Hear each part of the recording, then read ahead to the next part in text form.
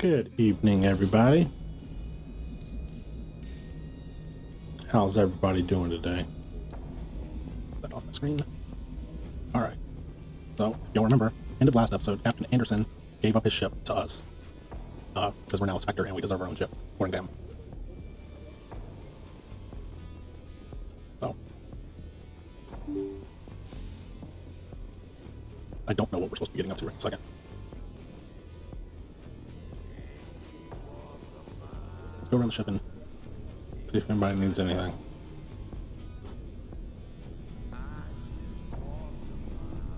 Anything you need, Commander?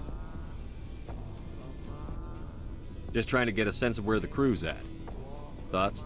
I've wasted enough of your time for now, Commander. We'll have time for personal debriefings later. What's your opinion on the last mission? I don't see how we could have done things any better. At least not without getting to Eden Prime sooner. And we were on the scene faster than any other Alliance ship could have been. We'll talk another time, Lieutenant. Commander? That was not very beneficial.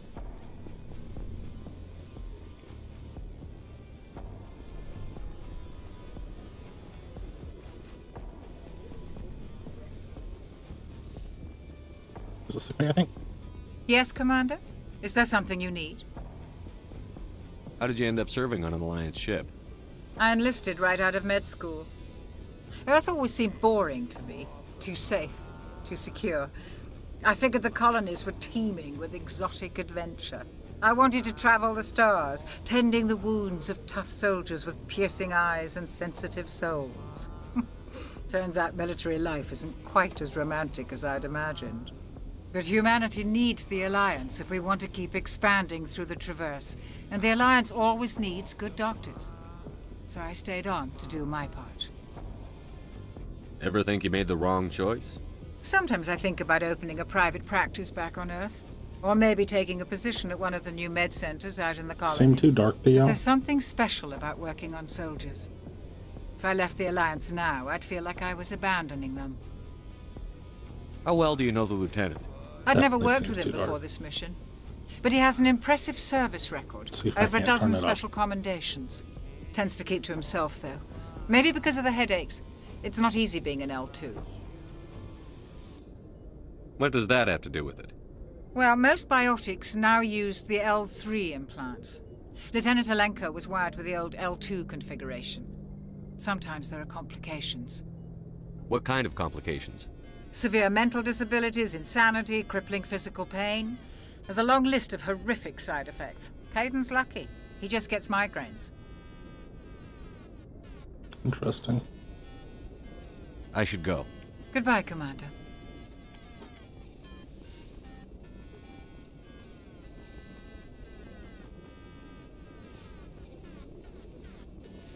Nothing in there for us to look at. Is this like the break room?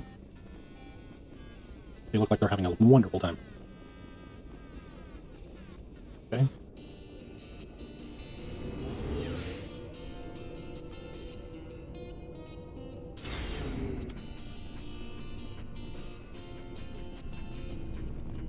Nice ship you've got, Shepard.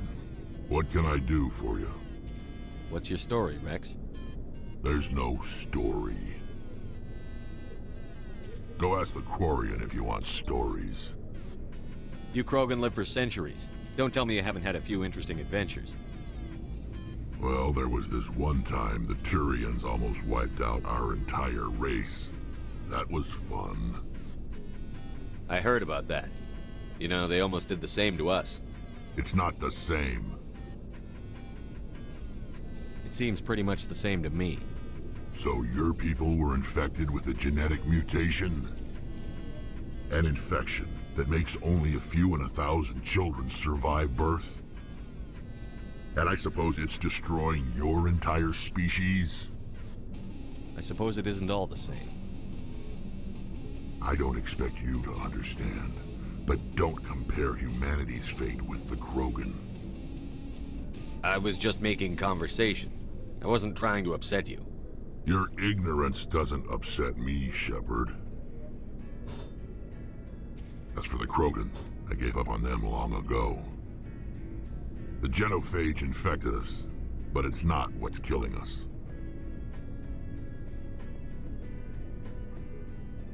What can you tell me about the genophage?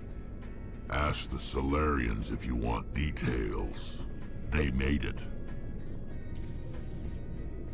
All I know, it makes breeding nearly impossible. Thousands die in stillbirth, and most never get that far. Every Krogan is infected, every one. And no one's rushing to find a cure. Why don't the Krogan try to find a cure?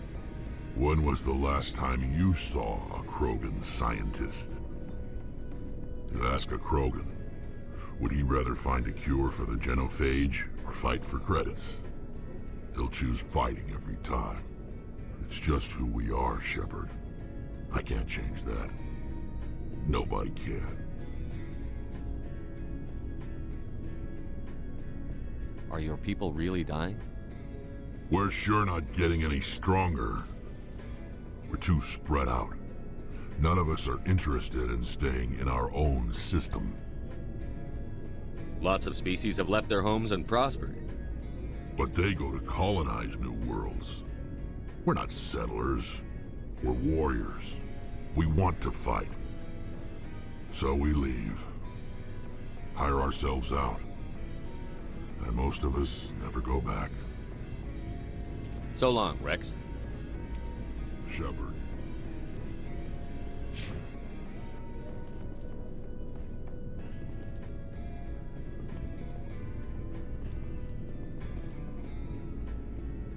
Okay. Commander?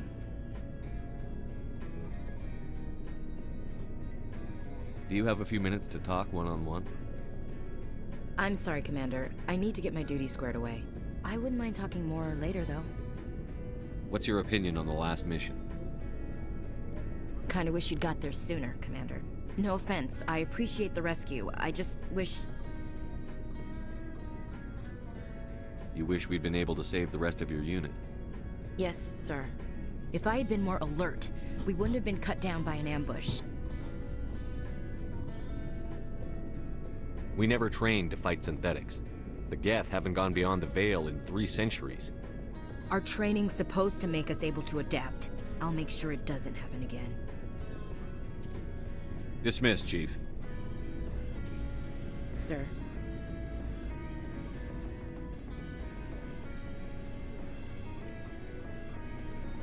Thanks for bringing me on board, Commander. I knew working with the Spectre would be better than life at C-Sec. Have you worked with a Spectre before? Well, no, but I know what they're like. Spectres make their own rules. You're free to handle things your way. At C-Sec, you're buried by rules. The damn bureaucrats are always on your back.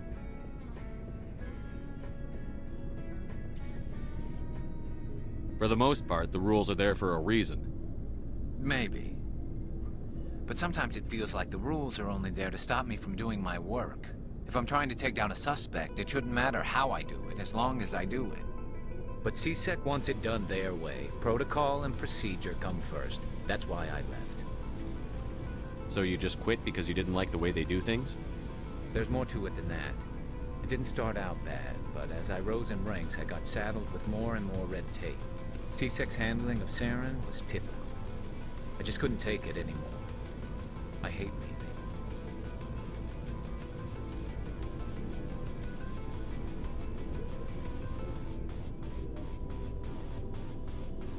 I hope you made the right choice. I'd hate for you to regret it later. Well, that's sort of why I teamed up with you. It's a chance for me to get off the Citadel, see how things are done outside C-Sec.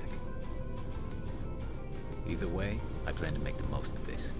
And without C-Sec headquarters looking over my shoulder, well, maybe I can get the job done my way for a change. If getting the job done means endangering innocent people, then no. We get the job done right, not fast. Got it? I wasn't trying to. I understand, Commander.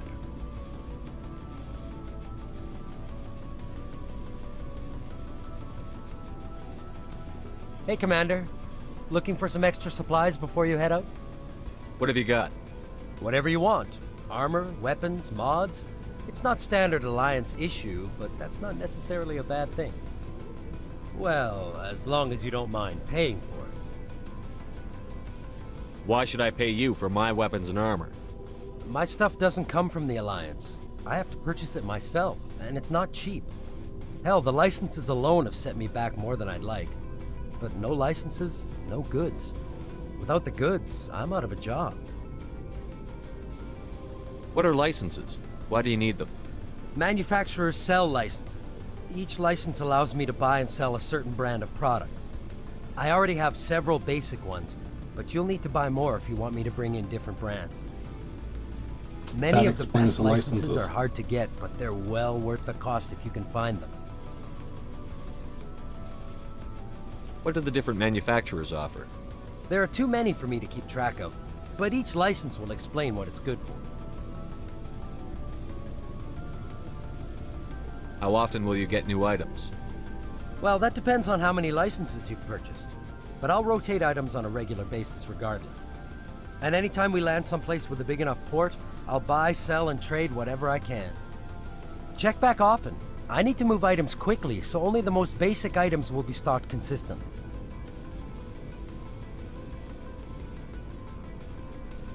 Let's see what you've got. You bet, Commander.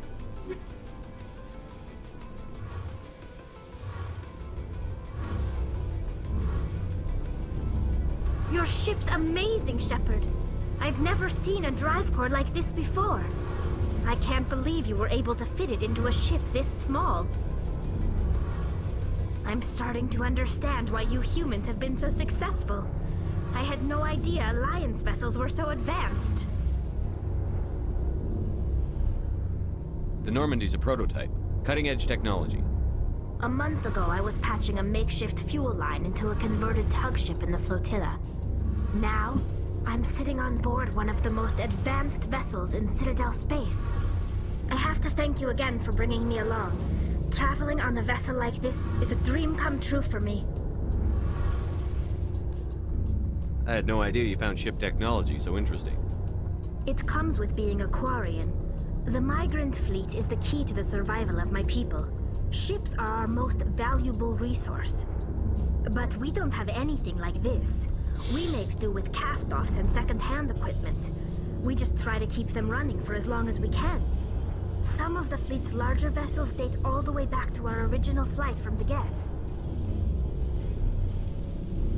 I can't believe your fleet's still using ships that are 3 centuries old. They're constantly being repaired, modified, and refitted. They aren't pretty, but they work. Mostly. We've tried to make ourselves as independent as possible on the flotilla. Grow our own food, mine, and process our own fuel. But some things we just can't make on our own. A patch to maintain the hull integrity requires raw materials we just don't have. That's why our pilgrimages are so important. Tell me about your people. Our lives aren't easy. Resources are scarce, and we are constantly on the move. Everything we do must in some way contribute to the continuation of the migrant fleet.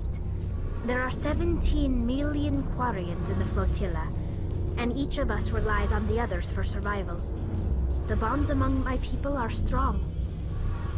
Unfortunately, we have had to surrender many of the freedoms and civil liberties other species take for granted. What kind of freedoms? Well, it's illegal for parents to have more than one child.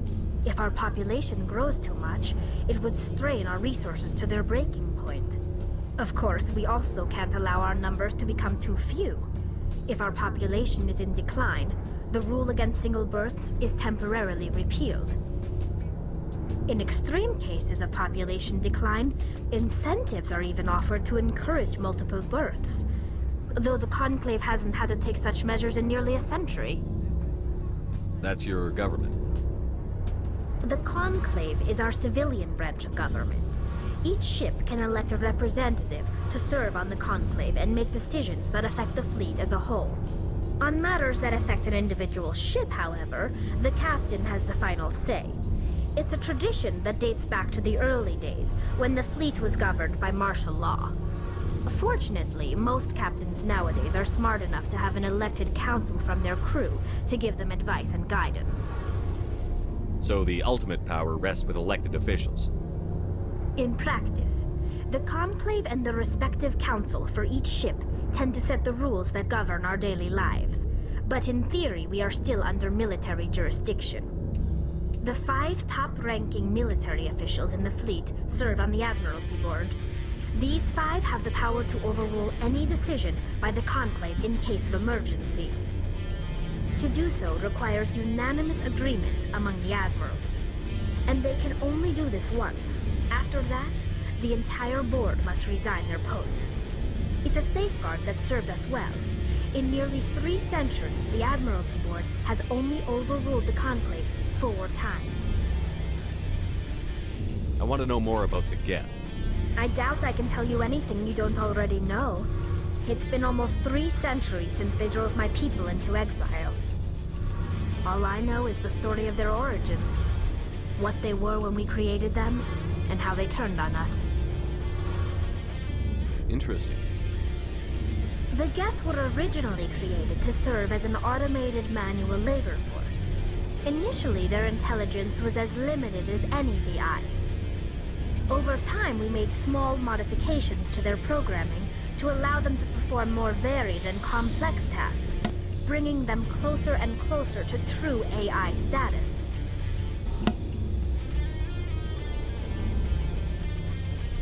How come the Council didn't step in and stop you? This wasn't true AI research. We may have been skirting the bounds of the law, but we never did anything that was actually illegal. The changes were so insignificant, so gradual, that we were able to control them. Or so we thought. But one thing we underestimated was the power of the neural network. A million Geth thinking simultaneously created an inherently unstable matrix. So, the Geth share brain power? Many of the Geth's logic systems were designed to work in concert with other nearby Geth. Basically, the more of them you have in a group, the smarter they are. So there's some sort of group consciousness? No, nothing like that. They cannot share sensory data or information. Their programming cannot handle that much simultaneous input. Each Geth maintains an individual awareness and identity. The neural network only operates on a process-based level. It's basically the synthetic equivalent of a subconscious. But when they're in close proximity, they can coordinate low-level functional processes, freeing up more capacity for original or independent thought. That doesn't make any sense. I'm probably oversimplifying. The Geth are incredibly advanced and complex creations. All you need to know is that they get smarter when they gather in large numbers. As we built more and more Geth, their effective intelligence became more sophisticated, more abstract. One day, a Geth began to ask its Quarian overseer questions about the nature of its existence. Am I alive? Why am I here? What is my purpose? As you can imagine, this caused a near panic among my people. I don't see what's so bad about those questions. The Geth were created to engage in mundane, repetitive, or dangerous manual labor. That's fine for machines, but it won't satisfy a sentient being for long. The Geth were showing signs of rudimentary self-awareness and independent thought. If the Geth were intelligent, then we were essentially using them as slaves. It was inevitable the newly sentient Geth would rebel against their situation. We knew they would rise up against us, so we acted first. A general order went out across all Quarian-controlled systems to permanently deactivate all Geth. The Geth responded to this order violently. You can't blame them for fighting for their survival. We had no other choice. The Geth were already on the verge of revolution. By acting quickly, we had a chance to end the war before it began. The hope was that most of the Geth would still be little more than machines, incapable of organized resistance. But they had progressed much further than anyone anticipated. The war was long and bloody. Millions upon millions of Quarians died at their hands. In the end, we were forced to flee our own homeworld. We feared the Geth would pursue us, but they never came beyond the Veil. Now we drift through space, exile, searching for a way to reclaim what was once ours. It's hard to feel sorry for you. Your ancestors tried to wipe out another species. We made a mistake when we created the Geth in the first place. But we did not make a mistake when we went to war against them. If we had not acted, they would have wiped us out. They're a synthetic life form. They have no use for organics. None. Why do you think they cut themselves off from the rest of the galaxy? Why do you think they've killed every organic being who's ever tried to contact them? They didn't kill Saren. What does that tell you? The Geth are not innocent victims in all this. They're the enemy. They want to destroy us. Not just the Quarians. All organic life. That's why they've joined up with Saren. And that's why we have to stop him. I want to know more about the pilgrimage. When my people reach maturity, we leave our birth ships and seek acceptance with a new crew. It's necessary to maintain genetic diversity among the fleet. But no ship wants to accept someone who will be a burden on them. So, to prove our worth, we embark on a pilgrimage. We set out alone, leaving the flotilla and our families behind us. We only return once we have found something of value we can bring back to the fleet. This is presented as a gift to the captain of the respective ship we wish to join. If the gift is accepted, we are welcomed into the crew. Can a captain choose to reject the gift? That doesn't happen often. Most captains are eager to increase the size of their crew. It increases their own standing in our society. Even when a gift is not particularly valuable, the captain usually accepts it out of a sense of tradition. However, there is a stigma to presenting a substandard gift. It's not the best way to make a good impression on a new community. Most pilgrims don't return until they find something worthwhile.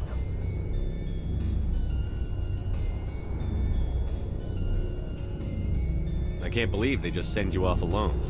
It's not like they just cast us out. Before we leave, we are given lessons in how to survive outside the flotilla, and given gifts to help us on our journey.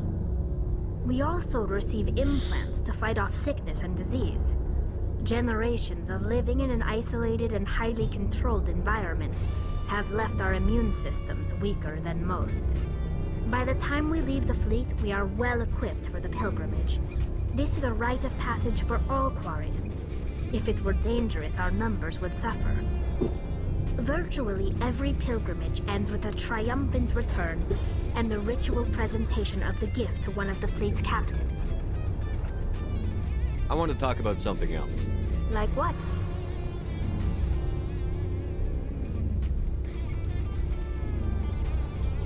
I should go. See you later. Looks like we've talked to everybody. Well, everybody that is part of our Commander, squad. you know that Quarian, Tali? She's been spending all her time down here asking me about our engines. I'll tell her to leave you alone. What? No, she's amazing. I wish my guys were half as smart as she is. Give her a month on board and she'll know more about our engines than I do. She's got a real knack for technology, that one. I can see why you wanted her to come along. I figured she'd be a real asset to the team. You've got an eye for talent, Commander, but I'm guessing that's not why you came down here. Fill me in on the IES stealth systems. How does it work exactly? You can't hide a ship out in space. They emit too much heat and radiation. Too easy for sensors to pick them up, unless you find a way to capture those emissions.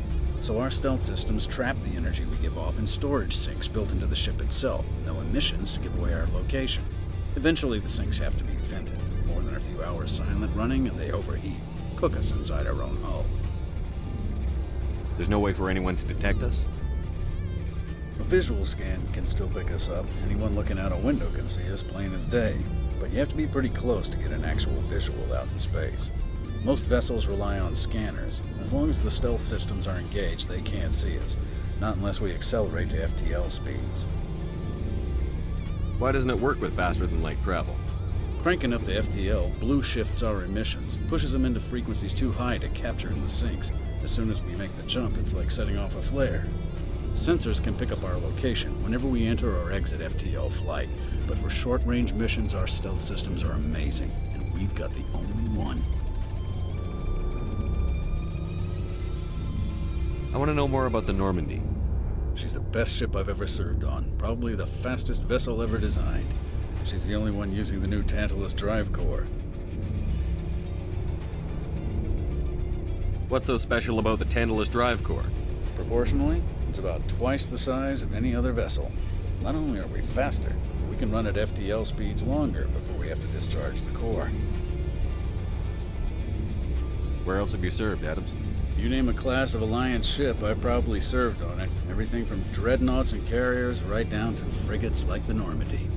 My last assignment was on the Tokyo, only a cruiser, but she was a good ship. Couldn't hold a candle to the Normandy, though. Carry on, Adams. Aye, aye, Commander.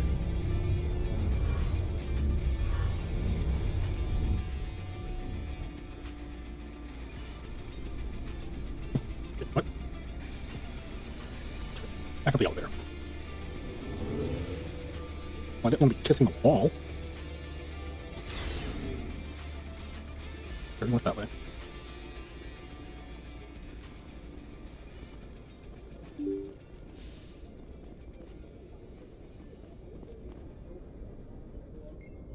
If anyone has to take over for Captain Anderson, I'm glad it's you. I'm not sure about having non-humans on our ship, though. We're all on the same team here, Presley. With all due respect, sir, that's what they said about Nihilus. Look how that turned out. I'm in charge here, Presley. I decide if we have non-humans on this vessel. Yes, sir. Understood, sir.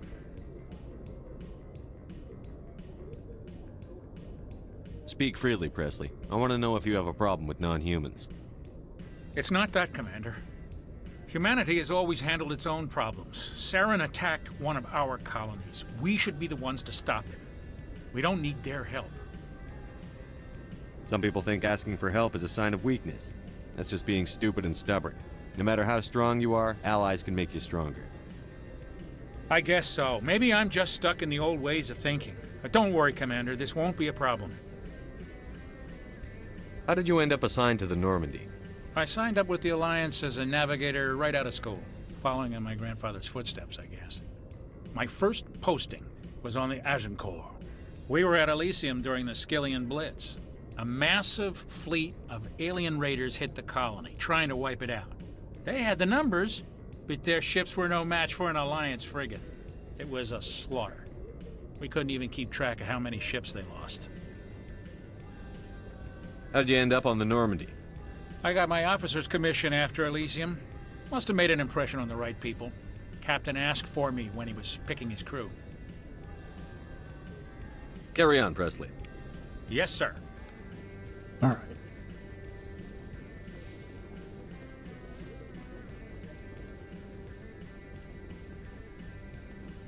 Okay.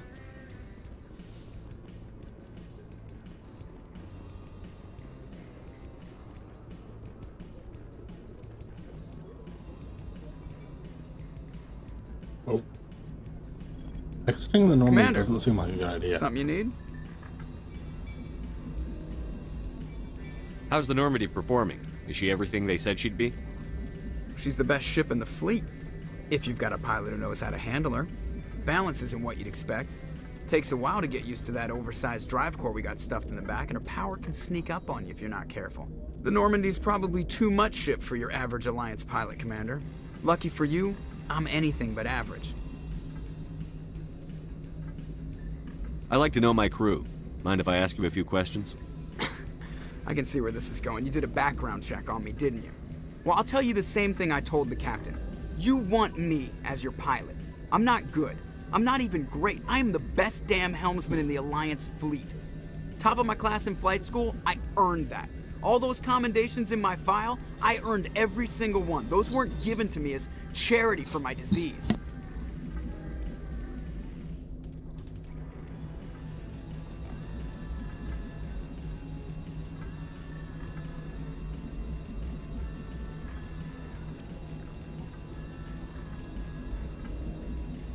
I'm sorry, Joker. I didn't even know you were sick.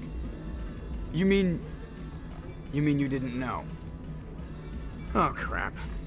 Okay, I've got Vrolik syndrome, brittle bone disease. The bones in my legs never develop properly. They're basically hollow, too much force and they'll shatter. Even with crutches and my leg braces, it's hard to get around. One wrong step and crack! It's very dramatic. But I've learned to manage my condition, Commander. Put the Normandy in my hands and I'll make her dance for you. Just don't ask me to get up and dance unless, you like the sound of snapping shin bones. Why does everyone call you Joker? It's a lot shorter than saying Alliance Flight Lieutenant Jeff Moreau. Plus, I love to make little children laugh. You're dodging the question. Look, I didn't pick the name. One of the instructors in flight school used to bug me about never smiling. She started calling me Joker, and it stuck. Why didn't you ever smile? Hey, I worked my ass off in flight school, Commander. The world's not gonna hand you anything if you go around grinning like an idiot. By the end of the year, I was the best pilot in the academy, even better than the instructors, and everybody knew it. They'd all got their asses kicked by the sickly kid with the creaky little legs. One guess who was smiling at graduation? I need to know more about this Vrolik syndrome if I'm putting my ship in your hands. Yeah, of course you do. It's an extremely rare condition. Nobody knows exactly what causes it. Genetic, maybe. It's treatable, but there's no cure. They classify my case as moderate to severe. I was born with over a dozen fractures, hip, thighs, ankles. My bones were already breaking in the womb. 100 years ago, I wouldn't have survived past my first year. Lucky for me, modern medical science has turned me into a productive member of society. You're not gonna break a bone trying to fly the ship, are you? I don't fly with my feet, Commander, so I'm fine as long as I'm in this chair. I gotta be real careful when I get up to take a piss, though. I can do my job as well as anyone on the ship. Better, actually. So don't worry about it. I have to go. Interesting. Alright. Sorry about that noise. My computer's been acting a little weird. Alright, who do we want on our team? I think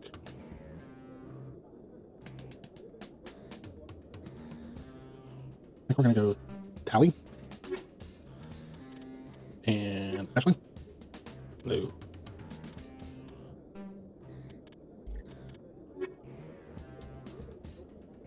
I guess it's tech and combat, but no bionic trait. I don't really know what bionic trait is used for yet, so I guess we're okay.